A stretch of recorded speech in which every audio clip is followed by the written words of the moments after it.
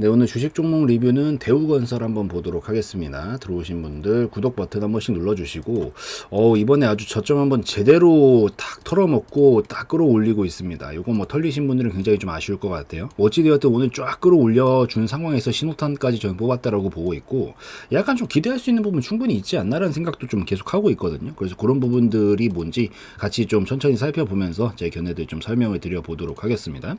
우선 올라간 오늘 이유는 요거예요. 대우건설이 이 폴란드 건설협회랑 그리고 또 현지 3위 건설기업이랑, 그러니까 폴란드 3위 건설기업 말하는 거죠. 양해각서를 좀 체결했다, MOU를 체결했다는 소식을 가지고 오늘 강세를 좀 보였다라고 보시면 됩니다.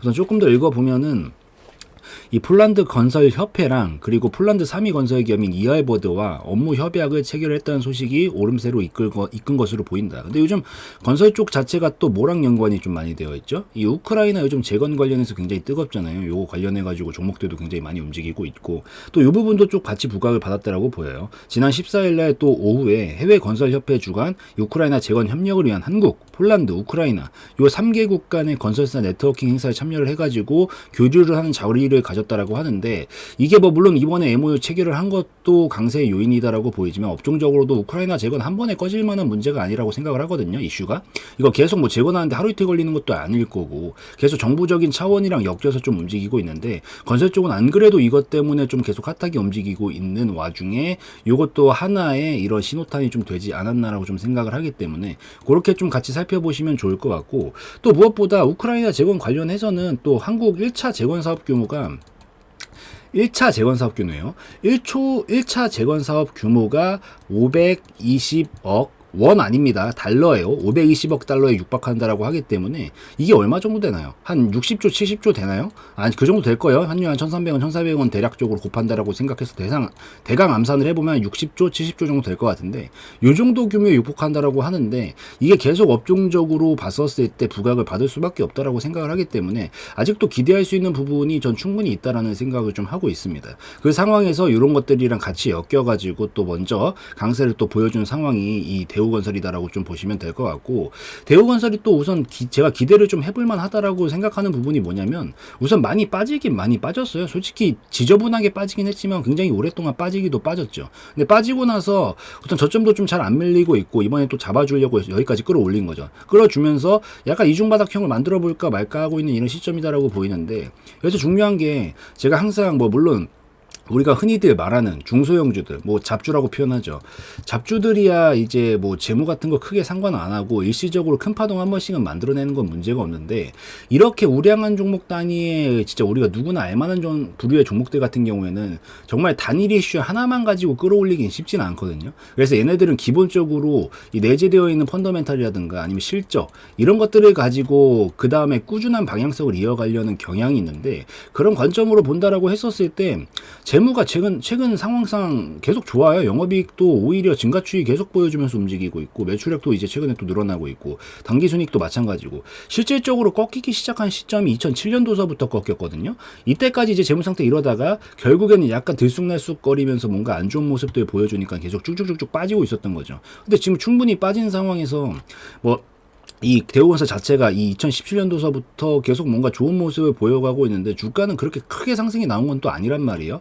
이때랑 또 비교해서 본다라고 하면 이때보다 지금 상황은 더 좋아요. 물론 어느 정도 뭐 인플레이션이란 부분도 분명히 있을 거고 하다 보니까 뭐 어느 정도 조금 상세분이 있을 거라고 생각을 하지만, 이전 수준만큼보다 저는 못하다라고 생각하고 있지 않거든요. 근데도 이 가격 자체는 충분히 하락이 나와 있는 그런 상황이다라고 보이기 때문에, 이게 충분히 빠질 만큼 빠진 데서 이제 오늘 신호탄도 이따 기술적으로 보겠지만 좀 뽑아놨겠다, 뭐 기대할 수 있는 부분이 좀 생기지 않을까라는 생각도 계속 하고 있습니다. 이런 부분들도 이제 계속 좀 반영되면서 갈 수 있다라고 보이고, 아무리 뭐 주가가 선반영이라고 한들 전반적인 추이 자체를 무시할 수는 없는 거거든요. 그래서 이 추이로 미루어서 봤었을 때도 기대할 수 있는 부분이 있고, 아까 봤었던 이슈에다가 지금 업종 상황을 미루어서 봐도 충분히 기대할 수 있고, 뭔가 이슈가 나올 수 있는 부분들도 있고, 기술적으로도 많이 살려놨다라고 보여서 이런 부분들에서 저는 입각해서 봤었을 때 기대해볼만 하겠다라고 좀 생각을 하고 있어서 관심 있게 보는 것도 괜찮지 않을까라고 생각하고 있습니다. 그래서 그렇게 좀 보면 되고, 그 다음에 이제 기술적으로 좀 들어와서 살펴보면은,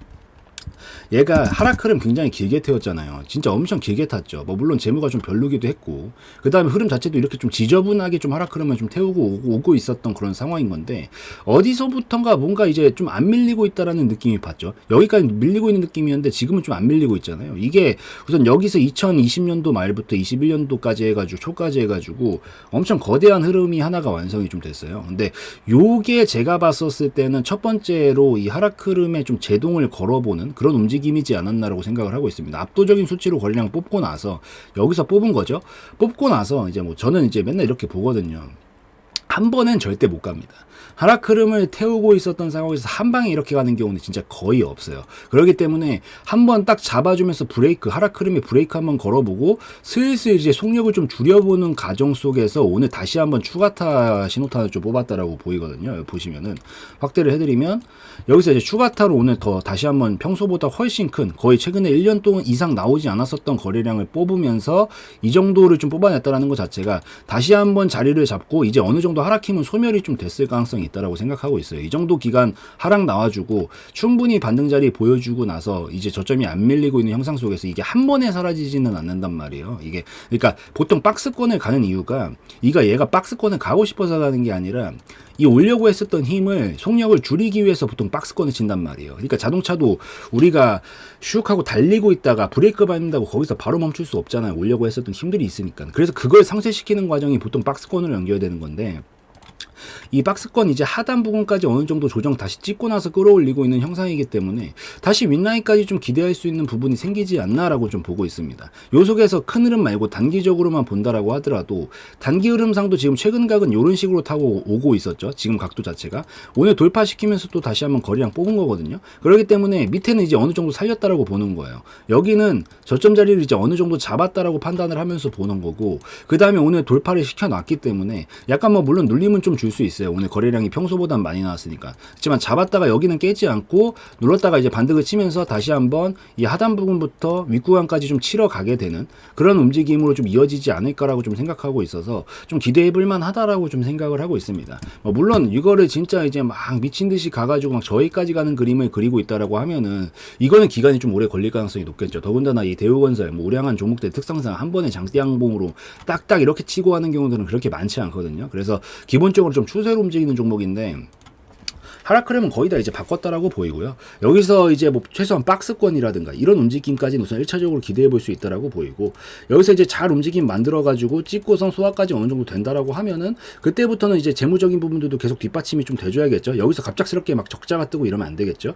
여기서 계속 흑자폭도 유지를 좀 해줄 수 있다라고 하면은 이런 부분들 계속 또 반영받으면서 상단 라인까지도 갈 수 있는 가능성은 오랜 시간에 걸쳐서 보면 저는 생길 수 있다라고 생각을 합니다. 그래서 올해도 특히나 보시면은 재무적인 부분들 미루어서 봤었을 때 뭐 적자가 난다거나 뭔가 삐끗거리고 있는 모습은 우선 안 보이고 있거든요. 3월달 기준으로 봤었을 때도 평균으로 잡는다 그러면은 작년도 영업이익의 수준은 어느 정도 만들어낼 수 있지 않을까라고 충분히 기대가 좀 되는 상황에서 이런 부분들이 좀 같이 반영되면서 움직이기 시작하면은 계속해서 움직임 좀 바꾸고, 오늘 특히나 어쨌든 신호탄도 나왔기 때문에 저는 거래량이 줄다가 이렇게 줄어요. 추이가 계속 준다고. 이게 계속 줄면서 하락 흐름을 보통 태우거든요.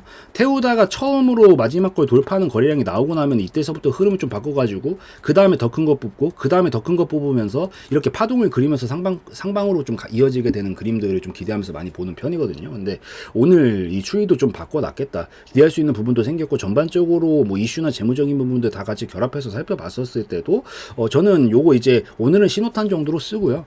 약간 조금 더 보내다가 살짝 눌러주고 자리 잡고 그 다음 치면서 눌림목 나오면 이런 데서는 좀 공략도 해볼 수 있다라고 보이고, 그 다음에 추가타 치면서 올라가면 이제 더 큰 거래량 뽑으면서 순차적으로 좀 넘어가지 않을까라고 좀 기대를 하고 있기 때문에, 그래서 이런 것들은 당분간은 좀 관심 있게 볼 수 있겠다. 이 정도 자리 오면은 눌렀다가 반등 나올 때도 한번 시도는 해볼 수 있겠다. 이런 관점으로 좀 보시면 될 것 같습니다. 그렇게 보시고 다음 목표 구간은 솔직히 대우건설 하시는 분들 중에 뭐 짧게 그냥 막 불나방처럼 매매하시려는 분들은 거의 없지 않을까. 그러려고 본다라고 하면 메리트가 좀 떨어지거든요. 그래서 그런 느낌보다는 좀 스윙이나 중장기적인 관점으로 본다라고 하면은 이제 저는 상단 라인까지 그냥 천천히 보셔도 되지 않을까 생각합니다. 뭐 물론 중간중간 대응이야 자기 기준대로 하셔야 되겠지만은 이런 자리들 만들어주고 나서 이제 움직이기 시작하면은 저는 지금 이 추이 그대로 간다라고 하면 어차피 지금 뭐 재무가 만개진 것도 아니고 더 밑으로 하락할 가능성은 그렇게 크게 높지 않다라고 생각하고 있는 와중에 신호탄도 나왔고 7,500원부터 8,000원까지는 우선 무난하게 찍을 수 있지 않을까라고 생각을 하니까 뭐 다음 목표 구간 잡는다면 이 정도 잡고 보면 될 것 같고요.